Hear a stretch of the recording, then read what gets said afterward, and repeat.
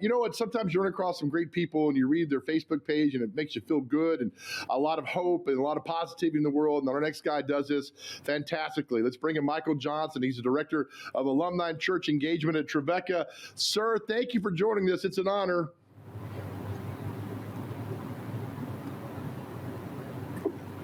I think we're going to work on. There we go. The magic of the mute button. Are we good? We're good. How are you? I'm doing great. It's good to see you, and thanks for the kind words in the intro. I feel the same about you. I love what you bring to Nashville. I've told you that I love your emphasis on things local, and trying to find the good in things, because there's a lot of good out there if we'll just search for it.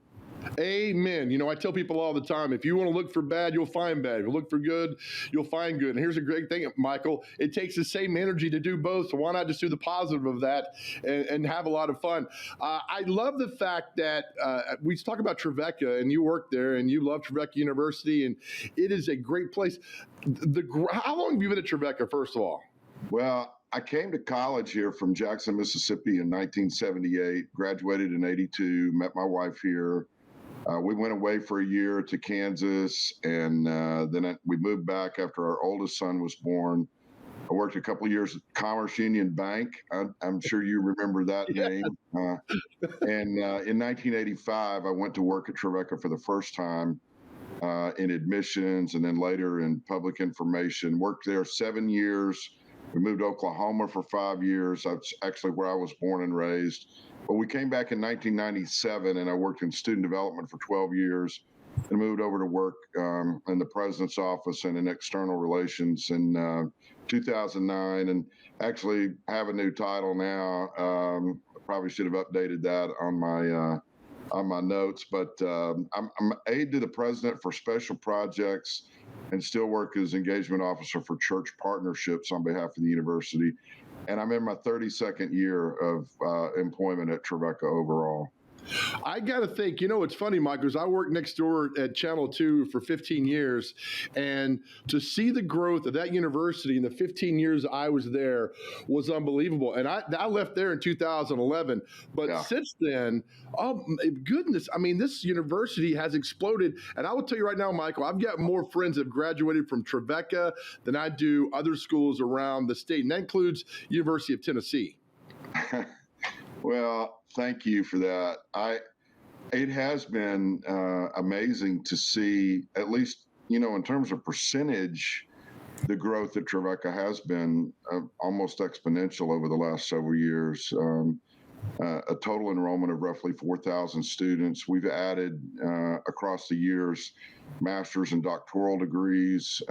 We've really gone in heavy on the online learning modules that are out there. And so we literally have students around the world now. And I participated in one of those online programs from 2018 to 2020. I actually did the online doctoral program education. And I can vouch for what's happening over there really at every level. Yeah, I mean, I think, you know, I was also involved for a lot of years as public address announcer, occasional radio announcer with your buddy Greg Ruff for basketball at Trevecca. And I coached women's golf there too. I've done a little bit of everything across the years, and I just love the place. I believe in it. I believe in our mission. I believe in what we do and how we do it. And very grateful to have been associated with the different presidents across the years. My wife's dad was president from 1979 to 1991. Whoa. So I saw it up close and personal like that. And then I've been friends with Dr. Dan Boone, who's only the 11th president in the history of Trevecca since 1901. And he's in his now, I believe, beginning or he's been here since 2005. So, I mean, he's been here for 17, 18 years, and he's just an amazing man and has been a leader for our time in a great way. But let's go back. Your wife, so your father-in-law was president of Trevecca. Yeah. So you mind your P's and Q's. Well, and then my father was on the church side of things with the Church of the Nazarene. He was what we call a district superintendent, kind of like a Methodist bishop. So he oversaw 90 plus churches from like I-65 west over to Memphis. Wow. And so we met and started dating and fell in love before our parents moved back to Nashville. But we got a lot of ribbing in 1981. We got married a couple months after Charles and Diana did, and we got teased about the Nazarene royal wedding, and we got one blender, and the rest of it was all frou-frou, crystal, and china, and all that kind of stuff. Oh my goodness. Something happened. I don't know if you were there last night, but I'm going to put this on the screen. What a huge honor for Trevecca, and David said it last night. He got our good friend Brad Willis during the game last night. We were honoring David, got put into got asked to join the Tennessee Sports Hall of Fame. I didn't know. I knew he was a great player, Michael, at Trevecca. I didn't know that he had over 3,000 points. Not many people in college basketball have done that. What a huge honor for David and for Trevecca too, Michael. It was great, and I was there. We actually also honored Jennifer Wilson. Greg Ruff came up with a great idea to start honoring legends of the Hill. Trevecca stands on a nice hilltop there off of Murfreesboro Road. We have a beautiful view of downtown Nashville, and Greg put this together. And Greg is largely responsible for the Tennessee Sports Hall of Fame being aware and really rallied the troops at Trevecca to encourage Tennessee Sports Hall of Fame to consider David's candidacy. If I understand it correctly, there's only 35 or 36 men's basketball players in all of collegiate basketball history who have eclipsed 3,000 career points, and David's one of those. And Brad Willis did a great job. I was there to kind of help MC at halftime because I'd been the public address announcer during both David's career and Jennifer's. I mean, I even go back. I started doing public address my senior year at Trevecca. Woo. And I did 31 seasons of Trevecca basketball, and then all 5 years we were in Oklahoma. I was out there for Southern Nazarene University's run of women's national basketball championships. So I have 36 seasons of collegiate basketball on the mic for public address, and have seen some great players. And I have to say that David really was as good as anybody I ever saw in all of those years. He was an amazing player, local guy from Maplewood. And David stayed in town. He and his older brother, Reggie, who played at Trevecca when I was a student. Reggie transferred from Austin P, and David would come over to watch him. There's a little middle school kid out there on the floor after the game's running around, grabbing the ball and trying to shoot. And next thing you know, he's coming to Trevecca. He struggled a little bit his freshman year with whether or not he wanted to stay. And he alluded to that last night. And he thanked Coach Frank Wilson, Jennifer's dad, who's also a Hall of Famer at Trevecca, all-time winningest coach. Talked about how Frank impacted his life and kept him there at Trevecca, and he ended up having a great career, and we couldn't be prouder. Brad Willis did a great job of saying there are four of about 35 or 36 collegiate basketball players who've ever scored 3,000 points or more, and four of them are from Middle Tennessee, and three of them are in the Tennessee Sports Hall of Fame. How about we make it four? And he turned to David and welcomed him to the Hall of Fame. It was a great moment. You know, what's funny, Michael, is that our podcast that Greg Pogue and myself do, our guest this week was Brad Willis. It got released yesterday, and Brad was talking about how he wants to make when you tell somebody they're getting in, to make it a little dramatic and a lot of fun. And so Brad was taking, things of, like, they had Javon Curse, they showed up at an event he was doing. And then last night, you see Brad enter on the exit on stage right, and you just wait for that moment where he introduces Michael into the Hall of Fame. Very, very cool moment last night, Michael. I thought it was really well done, and Brad did a great job of just stepping right into a moment that was special for the Trevecca athletic family. It's no secret that we've had a tough time transitioning to Division II, especially in basketball. Our conference is pretty tough. It's spread out. We have to go north. We're the southernmost university in the Great Midwest Athletic Conference. Most of the teams that we play against are up in Ohio, and even 2 or 3 in Michigan. And we haven't quite enjoyed the same level of success that we did with both programs back in the 80s and especially into the 2000s with our both men's and women's teams making it regularly to the NAIA national tournament. And so last night was a good reminder of what it was like to have a lot of success. And we're really pulling for Coach Mance with the men and Coach Hibden with the ladies. We don't have football at Trevecca, so I joke about the fact that basketball is our football. It's the marquee sport. It's the one that you can, bring people in, and in non-COVID era, you can pretty much count on the games taking place. And absolutely, I love it. Also, the softball team I saw ranked number 1 going into the season. Well, I don't know what their national ranking is. They're picked to win the Great Midwest Conference again. Our spring sports have done quite well, in particular, and soccer and volleyball has come along well.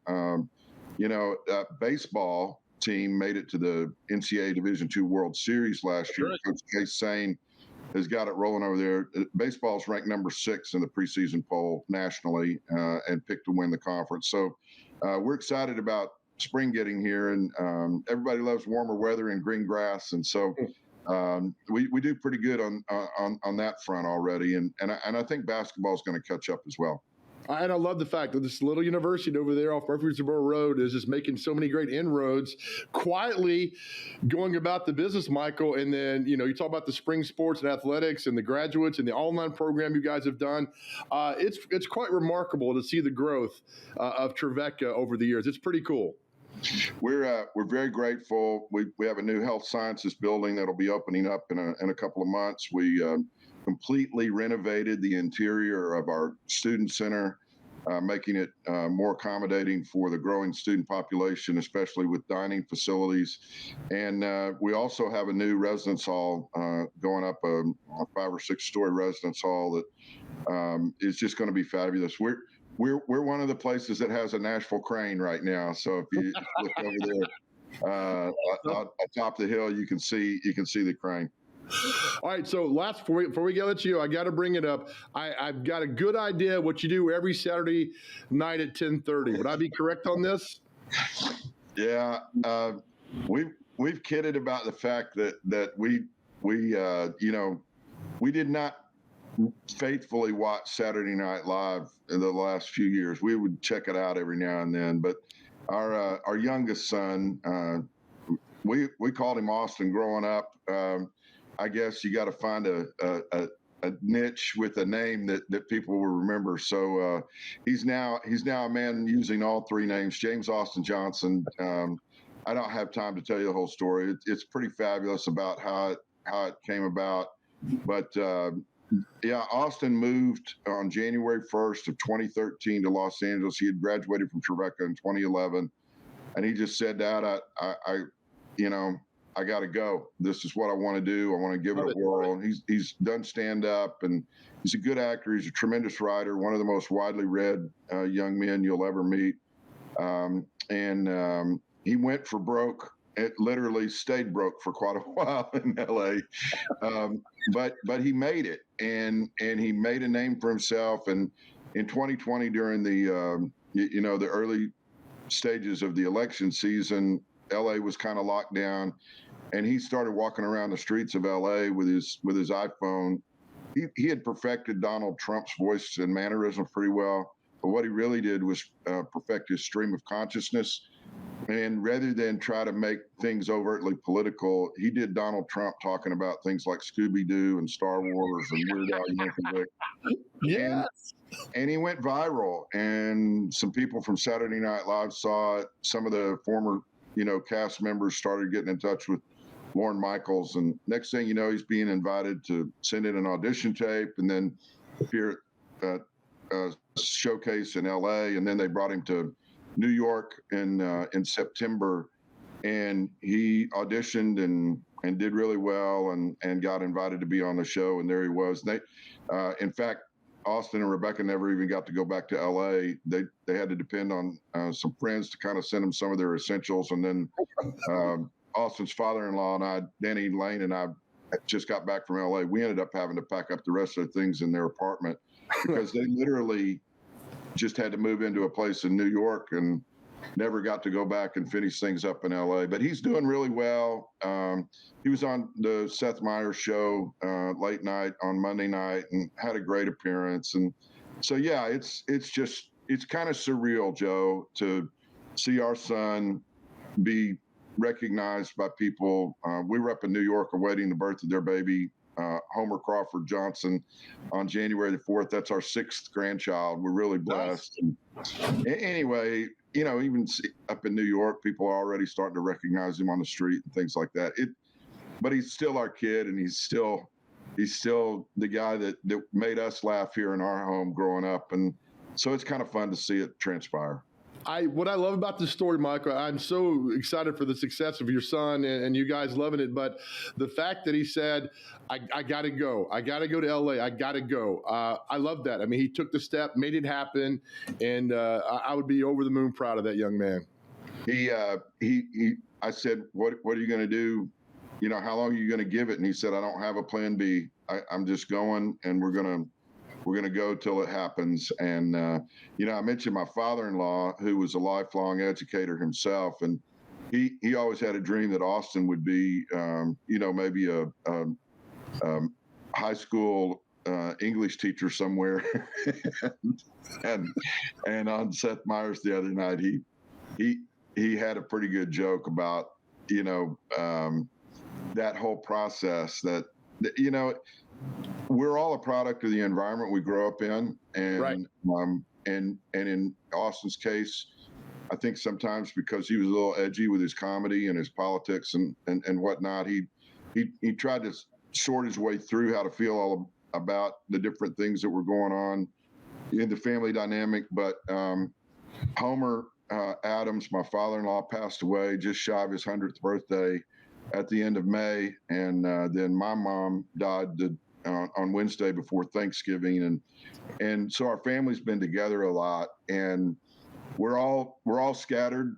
We don't have a large family on the Johnson side, but it's interesting how times like that help bring into focus all the things that help shape who we are now, and it helps keep things in perspective, Joe. And so you know, we're proud of the success he's having. He was a starving artist to a certain extent for a little while, and when Saturday Night Live came calling, you know, I mean, it's not a guarantee, but it greatly enhances the odds that he's going to make a decent living from here on out. So it does. That's so great, Michael. Thank you so much for what you do for Trevecca, your positivity. I love it, man, and keep going, keep grinding, keep getting it done.